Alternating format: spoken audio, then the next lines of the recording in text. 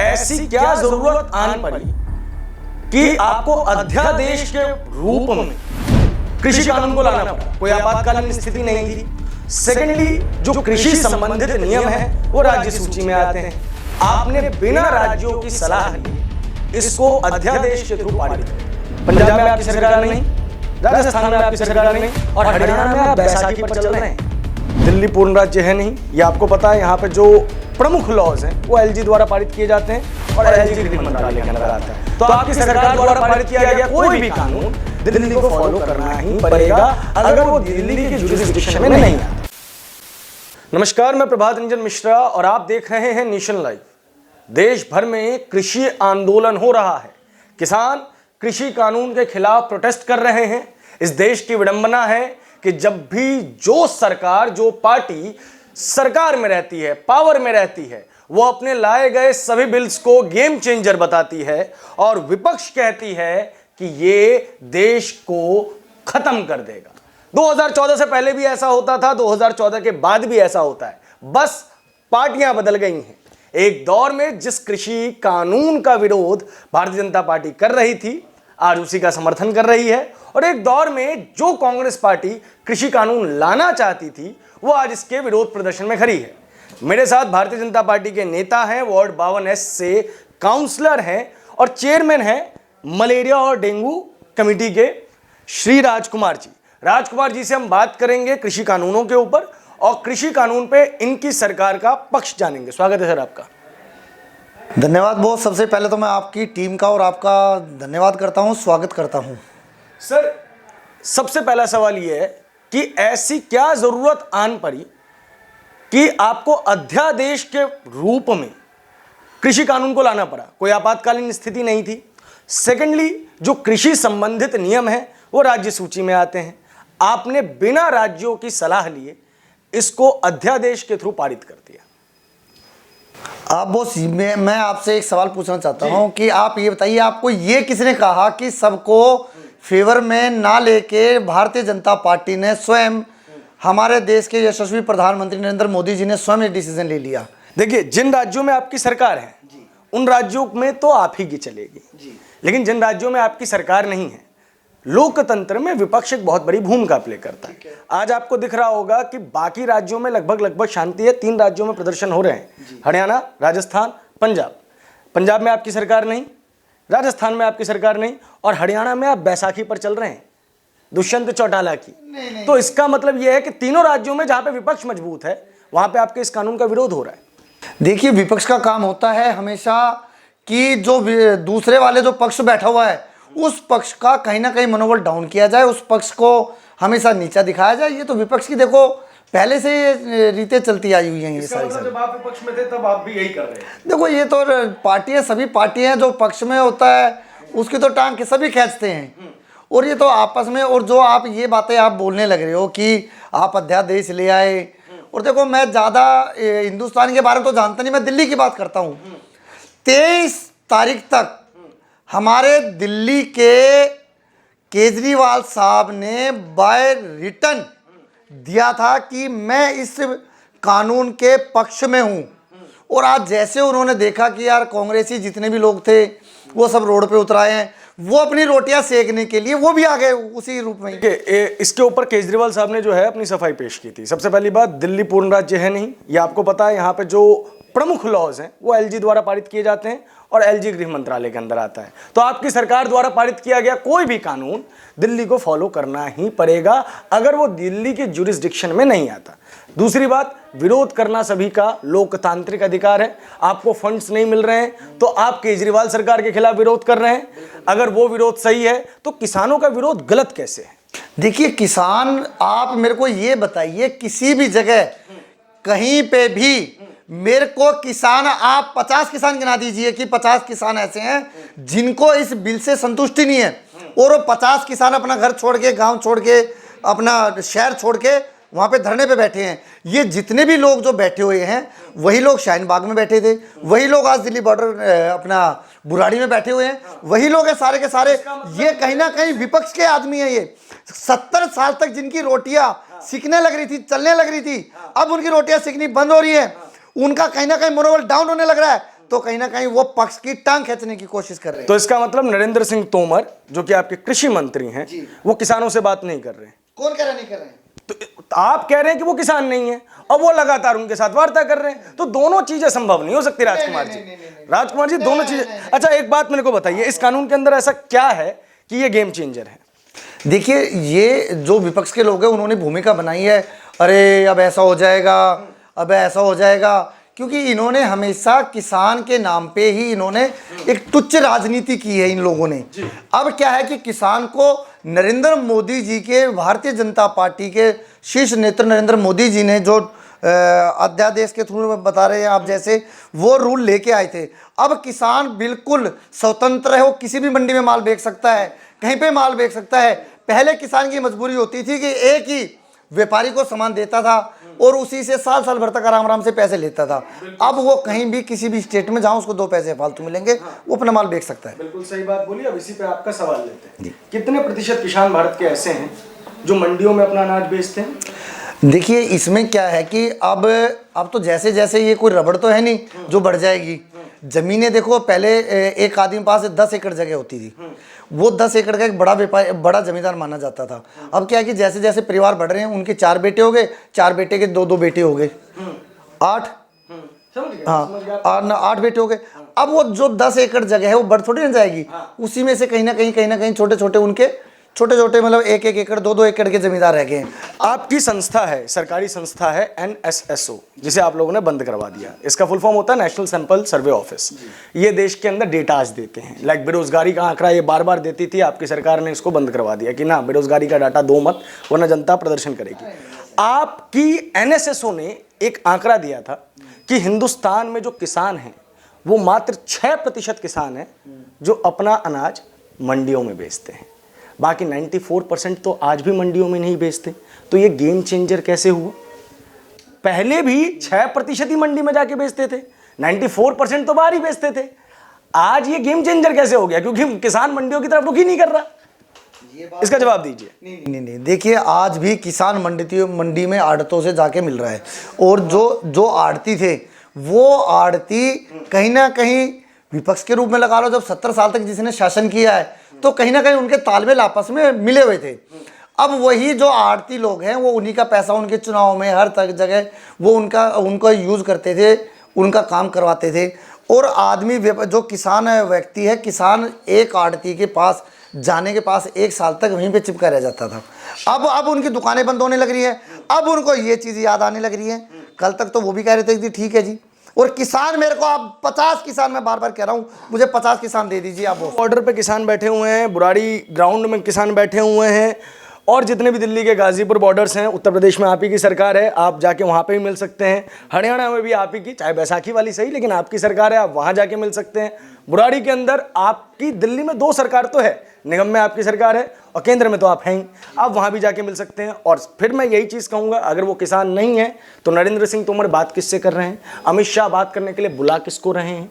वो किसान है, इस चीज़ को मानिए, ठीक है। उसके बाद देखिए, हर एक आंदोलन के अंदर कुछ उग्र तत्व आ जाते हैं, ये केंद्र सरकार की जिम्मेदारी। बिल्कुल अगर योगराज सिंह वहां पे आके गलत नारे लगाता है तो ये केंद्र सरकार की, अमित शाह की विफलता है कि वो बाहर घूम रहा है।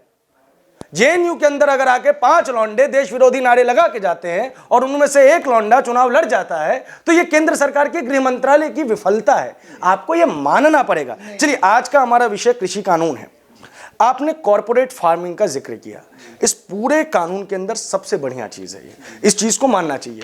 2012 के अंदर केंद्र नरेंद्र मनमोहन जी की सरकार थी और ये इसको लेके आई थी पायलट प्रोजेक्ट के रूप में, जिसको आप लोगों ने आगे बढ़ाया है, जिसे कहते हैं हम अनुबंध कृषि। आज के समय में भी होता है, टमाटर 60 रुपये किलो हो जाते हैं, किसान उगाने जाता है, टमाटर के भाव 6 रुपये किलो हो जाते हैं, बेचारे का नुकसान हो जाता है। आपने बोला कि भैया पहले ही फिक्स कर लो, लेकिन फिक्स करने का रास्ता आपने क्या दिया? मंडी के अधिकारियों से। अगर कॉन्ट्रैक्ट फार्मिंग में जो कॉन्ट्रैक्टर है वो अपनी बात से मुकर जाएगा तो किसान जाएंगे तो जाएंगे कहाँ? इसके अंदर 3 चीजें मैं आपको बता देता हूं। मोड ऑफ सेटलमेंट, अगर कंपनी मुकरे तो सरकार के अनुसार कॉन्ट्रैक्ट मंडी के अधिकारियों के सामने होगा। आपने इसके अंदर पंचायती राज का जिक्र नहीं किया, जबकि आप गांव के प्रधान को, गांव के सरपंच को इसके अंदर इंक्लूड कर सकते थे, क्योंकि उसे हर 5 साल बाद वोट मांगने जाना है। अधिकारी आज भी किसकी सुनता है? आज दिक्कत क्यों है? एफसीआई के पास गोदाम है, किसान चाहे तो वहां पे बेच सकते हैं, एमएसपी लागू है, लेकिन एफसीआई गोदामों में जाते हैं तो क्या होता है जी? बोरे नहीं है जी, जगह नहीं है, अनाज पड़ा पड़ा सड़ जाता है। ना चाहते हुए भी उसे मंडी में एमएसपी से नीचे बेचना पड़ता है आड़तियों को, बिचौलियों को, बिहार में जिसे गद्दी कहा जाता है उसे। और एफसीआई जाके वही अनाज किससे खरीद लेता है? उन आड़तियों से, उन बिचौलियों से। बीच में क्या बन जाता है? कमीशन। आपने फिर से वही रास्ता खोल दिया। आपने बोला कि मंडी के अधिकारियों से ही जाके सेटलमेंट करवाना पड़ेगा। ये तो गलत हुआ ना, आपको इसके ऊपर काम करना चाहिए। नहीं बोस, आपकी जो बातें, तीनों बातों में आपका अलग अलग डिफरेंस है। तीनों चीजें मैंने आपको इसी काम, आपकी तीनों बातों में अलग अलग फर्क है। समझाइए। अभी मैंने आपको 10 मिनट पहले कहा था कि कोई भी पहले, अब पहले वाले बड़े जमींदार नहीं रहे हैं हमारे देश में, अब छोटे छोटे जमींदार हो गए। वो छोटे छोटे जमींदार किसी को भी, अब उनके जैसे 4 बच्चे हैं, मेरे पास 2-3 एकड़ जगह है, 4 बच्चे गवर्नमेंट सर्वेंट लग गए हैं या किसी भी प्राइवेट नौकरी में करने के लिए दिल्ली हरियाणा से बाहर आ गए हैं, यूपी से बाहर आ गए हैं, तो जो वो ज़मीनें हैं उस ज़मीन को वो 1 एकड़ जिसके पास, 1.5 एकड़ जिसके पास जगह, वो ट्रैक्टर तो खरीद नहीं सकता। ट्रैक्टर खरीदने को आज 4.5-5 लाख रुपया चाहिए, और किसान 4.5-5 लाख रुपए का ट्रैक्टर खरीदेगा, इसका मतलब कहीं ना कहीं सक्षम है। आप मानते हैं मेरी बात को? अमीर भी हो सकता है, नहीं हो सकते हैं, हो सकता नहीं है। हम अगर किसान अमीर है, मैं भी मानता हूँ आपकी बातें, मगर किसान कोई भी 1 एकड़ जमीन पे 5 लाख रुपए का ट्रैक्टर थोड़ी ना इन्वेस्ट करे। राजकुमार जी, आपके पिताजी क्या करते थे? मेरे पिताजी खेती करते थे। खेती करते थे। आज आप निगम पार्षद हैं जी। आपने खेती छोड़ के दूसरी राय, दूसरी तरफ का रास्ता अपनाया। इसका मतलब क्या है कि खेती में शायद आपको स्कोप नहीं दिखा? स्कोप आज भी है हमारा, आज भी स्कोप है, लेकिन फिर भी आप पूर्ण रूप से खेती क्यों नहीं कर पा रहे? भाई पूर्ण रूप से देखिए, कोई भी व्यक्ति है किसान परिवार से जो जुड़ा हुआ है, मैं भी किसान परिवार से जुड़ा हुआ हूँ, हमारे माँ बाप भी पहले किसान का, हमारे झज्जर, आज भी हमारी ज़मीनें हैं आज भी। अब क्या है कि अब सारे भाई दिल्ली में आ गए, यहाँ भी हमने अपना व्यवसाय देख लिया, जैसे हमारा बेसिकली दूध का व्यवसाय है, गाँव में भी है, यहाँ भी है। किसानी से ही जुड़े हुए हैं? आज भी डेयरी फार्म से, आज भी हम किसानी से जुड़े हुए हैं। अब क्या हुआ कि 4 भाई, चारों भाइयों ने, किसी ने दुकानें कर ली, कोई जॉब लग गया। अब गांव की जमीन को क्या करेंगे हम किसी ना किसी को वहाँ के जो मेन बताओ सरपंच टाइप के या गांव के कोई भी कुनबे परिवार से लगा के उनको हम वहाँ पे बटाई पे दे देते हैं। बटाई पे दे देते हैं, बटाई और उसमें से आधी कीमत आप, आधी कीमत या जो भी हमारा उनका फिक्स होता है वो उसी हिसाब से। बिहार वगैरह में ये होता है कि आधा जो राशन, मतलब जो अनाज उपजता है वो लेके चला जाता है बटाई वाला, आधा आपको मिल जाता है। बिल्कुल। कई लोग जिनको अनाज की जरूरत नहीं होती, वो कहते हैं भाई इसको बेच दे और इसके पैसे मेरे को, इसके पैसे ट्रांसफर करो। बिल्कुल बिल्कुल। इससे आप कॉर्पोरेट फार्मिंग मानेंगे या नहीं मानेंगे? अनुबंध कृषि है या नहीं है? ये एक तरीके का कॉन्ट्रैक्ट फार्मिंग है। चलिए अगले सवाल पे आते हैं, जो कि इस पूरे कानून की सबसे गलत चीज है। 1955 तत्कालीन नेहरू सरकार ने कालाबाजारी, भ्रष्टाचार और महंगाई को कंट्रोल करने के लिए एक कानून लेके आया, जिसे आपने अभी रिवाइव किया है, यानी कि उसको अमेंड किया है। एसेंशियल कमोडिटीज अमेंडमेंट बिल 2020, उससे पहले 1955 में था आवश्यक वस्तु अधिनियम, भंडारण अधिनियम। इसके अनुसार यह था कि आप लोगों ने क्या कह दिया है कि अब इंसान जो है जितनी मर्जी चाहे वो भंडारण कर सकता है। एक्सेप्शन है 2, युद्ध और आपातकाल। अभी हम कोरोना के दौर से गुजर रहे हैं तो हम इसे आपातकाल कह सकते हैं, बाद में ये आपातकाल खत्म हो जाएगा। गरीब किसान है, आप मान रहे हैं, आपने अभी कहा 1 एकड़ की जमीन है, वो बेचारा भंडारण कर नहीं सकता, तो यहां पे भंडारण करेगा कौन? कॉर्पोरेट। जो विपक्ष आप पे बार बार इल्जाम लगा रहा है कि आपने इस रास्ते से कॉर्पोरेट के लिए पूरे के पूरे दरवाजे खोल दिए, अब गरीब किसान तो भंडारण नहीं कर पाएगा, अंबानी अडानी जैसे उच्च वर्ग के किसान जरूर भंडारण कर पाएंगे। इसका जवाब दीजिए। देखिए, जो आप ये बातें कह रहे हैं कि मैं फैक्ट्स के साथ बातें कर रहा हूं, नहीं, आप ही का कानून है। नहीं, मैं आपके बात से एग्री हूं। उसमें ये कहीं भी नहीं लिखा कि उच्च कोटि का कोई भी, उच्च कोटि का नहीं, लेकिन मैंने आप ही की बात, कोई भी व्यापारी कर सकते। नहीं राजकुमार जी, मैंने आप ही के बात का इस्तेमाल किया। मैं आपको क्या बात का जवाब दे रहा हूं। आपने क्या कहा? उसमें कोई भी उच्च कोटि के नहीं कह रहा हूं, उसके अंदर कोई भी कर सकता है। मैं किसान परिवार से हूं, मेरे 4 बच्चे, चारों बच्चे दिल्ली में लगे हुए हैं, ठीक है, दिल्ली जॉब करें मेरे बच्चे, मैं खुद भी कर सकता हूं उस चीज। भंडारण कर सकते हैं। भंडारण करने के लिए गेहूं की बात करें, गेहूं की करते हैं, गेहूं सड़े ना, और गेहूं में नमी ज्यादा ना आ जाए जी, और या फिर ये कह सकते हैं कि गेहूं अंकुरित ना हो जाए जी। उस चीज के लिए वहां पे क्या लगाए जाते हैं? उसके लिए गामा रेज। क्या लगाए जाते हैं? एफसीआई में गामा रेज लगे हुए। एक गरीब किसान गामा रेज अफोर्ड कर सकता है? क्यों नहीं कर सकता? कैसे कर सकता है? जब 1 एकड़ की जब जमीन है, 1 चार एकड़ की जमीन है, परिवार है, जिसके कैसे 4 करेगा? बच्चे, चारों बच्चे जॉब करने लग रहे हैं, क्यों नहीं कर सकता उस चीज को? देखिए, अब आप अपनी ही बातों को कॉन्ट्राडिक्ट अरे कर रहे नहीं, हैं। नहीं, आप नहीं, पहले कह रहे थे नहीं, कि गरीब किसान के पास ये सारी चीजें हैं नहीं, आप आज कह रहे हैं। चलिए आगे बढ़ते हैं, ये 2 सवाल हो गए। तीसरा सवाल जो बहुत इंपॉर्टेंट है, जिसके बारे में हमें थोड़ा सा ध्यान देना चाहिए। इस देश की जीडीपी माइनस में 28% होती, जो अभी माइनस में 23.9% है। हम सरकार की इस बात पे आलोचना करते हैं, लेकिन हम ये भी जानते हैं कि ये कोरोना का टाइम है, वैश्विक आपातकाल का टाइम है। पूरे देश की जीडीपी गिरी, पूरे विश्व की जीडीपी गिरी है। इसमें से अगर हम बात करें, माइनस 23.9% परफॉर्म करने में सबसे बड़ा रोल किसका है? एग्रीकल्चर सेक्टर का। एग्रीकल्चर सेक्टर हमारी देश की जीडीपी तो बढ़ा रहा है, लेकिन हमारे किसानों की इनकम नहीं बढ़ा रहा। और आप जो ये बिल लेके आए हैं, इस बिल से भी किसानों की इनकम बढ़ने का रास्ता नहीं दिख रहा है। आपने कहा था कि हम 2022 तक किसानों की इनकम को क्या करेंगे? 2 गुना। उसके लिए सरकार का फर्मा रेडी नहीं है, फ्रेमवर्क रेडी नहीं है। और अब अगर इस बात को लेके किसान विद्रोह कर रहे हैं, तो आप लोग कह रहे हैं कि 50 किसान नहीं बैठे हैं। ये तो बड़ी विडंबना है। नहीं, मैं आपकी बात पे इसमें काटूंगा। हाँ, नहीं काटना आपका अधिकार है, आप काटिए। सवाल पूछना मेरा अधिकार है। मैं आपकी बातें इसलिए काटूंगा कि देखो, जो मध्यम परिवार, किसान परिवार था, उसके लिए जो प्रधानमंत्री मोदी जी ने इतनी योजनाएं जो लेके आए थे, उसके अंदर किसान कृषि योजना भी थी। कृषि योजना थी, केसीसी, किसान क्रेडिट कार्ड, इंश्योरेंस, ठीक है। इन सबको मानने में किसी भी व्यक्ति को इनकार नहीं होना चाहिए। एक पत्रकार के रूप में हमारा ये दायित्व होता है कि अगर हम नेताओं की टांग खिंचाई करते हैं, तो आपने जो अच्छा काम किया है उसकी हम तारीफ करते हैं। जब आप लोगों ने उज्ज्वला योजना के तहत लोगों को गैस सिलेंडर बांटे, वही वोट जो है 2019 में परिवर्तित हुए। ठीक है, मैं आपसे जो बात कर रहा हूँ कि कृषि कानून की जो बातें हमारी आपकी चल रही है, मैं उसी विषय पे रहूंगा आपके साथ में।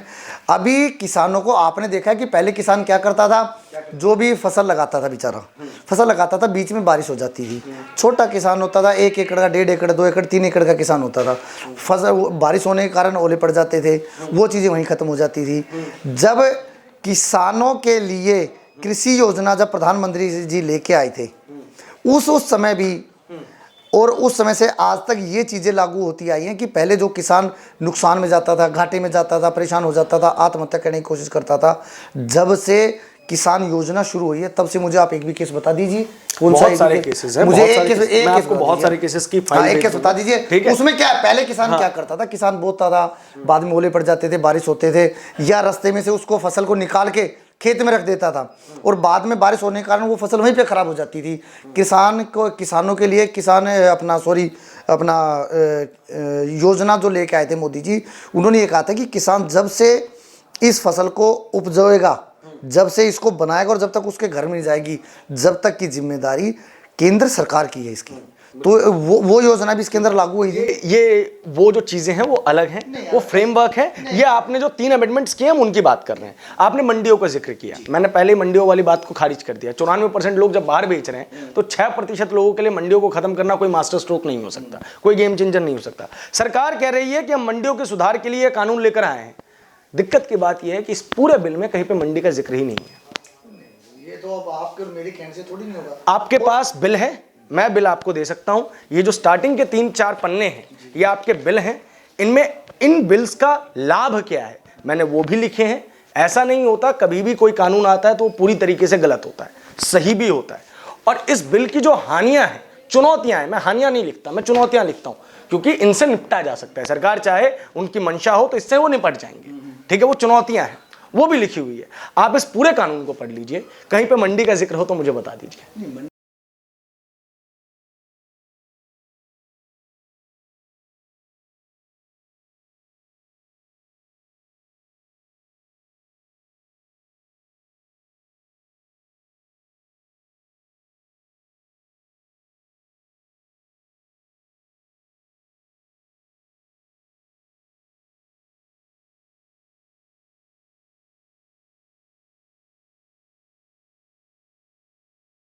परसेंट लोग ना, सिर्फ 6%। आपका आंकड़ा है, एनएसएसओ गवर्नमेंट ऑफ इंडिया की ऑर्गेनाइजेशन है, आपकी ऑर्गेनाइजेशन कहती है 6%।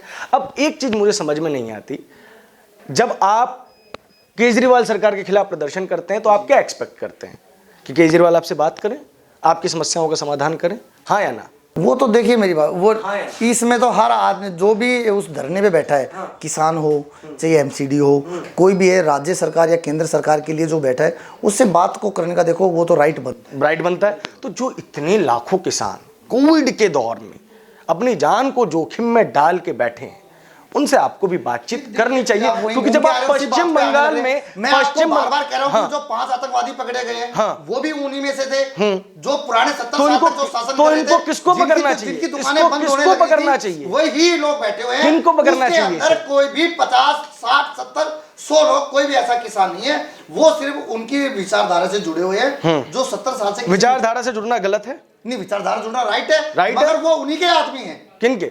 तो इससे पहले 2014 से पहले जब आंदोलन होते थे, जब आप भारत बंद का आह्वान करते थे, तो उसमें किसके आदमी होते थे? भाजपा के ही आदमी होते थे ना। उसमें कुछ तो किसान होते हैं, हम किसानों के साथ होते थे उस समय। कोई भी भाजपा में किसान नहीं है, कोई भी भारतीय जनता पार्टी में किसान नहीं है कि नहीं? एक बात, किसान यूनियन है, किसान संघ जो आरएसएस का किसान संघ है, उसने इससे कन्नी काटी जी, ये बात को मान रहा हूं मैं, लेकिन मैं आप कह रहा हूं क्या भाजपा में किसान नहीं है? सब जगह है। तो क्या कांग्रेस पार्टी में किसान नहीं हो सकते?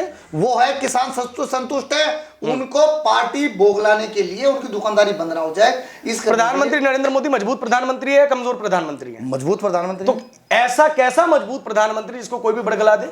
नहीं ऐसा वो देखिए, कोई भी कानून अगर पास होता है तो उसके लिए राज्यसभा और संसद में सब एग्री होते हैं, उसके बाद ही होता है। कभी भी मोदी जी ने तानाशाही वाले काम, तो मेजोरिटी की चीज है, मेजोरिटी में आप बैठे हुए हैं जी। देखिए मेजोरिटी में आप बैठे हुए हैं। फिलहाल इस इंटरव्यू को हम समाप्त करते हैं यहीं पे। देश और दुनिया की सभी बड़ी खबरों के लिए हमारे साथ बने रहें। राजकुमार जी ने अपना पक्ष रखा है पूरे कृषि कानूनों के ऊपर, इन वीडियोस के ऊपर, इस प्रश्नों के ऊपर। जो आपकी राय है वो कमेंट बॉक्स में जरूर बताएं। एक चीज और स्पष्ट है कि आंदोलन करने का एक तरीका होता है, जो हमने पहले भी कहा और आज दोबारा कह रहे हैं। एक चीज स्पष्ट है कि कोई भी चीज राष्ट्र से ऊपर नहीं हो सकती, कोई भी देश से ऊपर नहीं हो सकता। याद रखिए, ये देश है तो हम हैं, ये राष्ट्र है तो हम हैं। अगर आपके आंदोलन में कुछ अराजक तत्व घुस गए हैं तो उनको बाहर फेंकने की जिम्मेदारी भी आपकी है। फिलहाल लोकतंत्र जिंदाबाद, राजतंत्र जिंदाबाद। जय हिंद, जय भारत।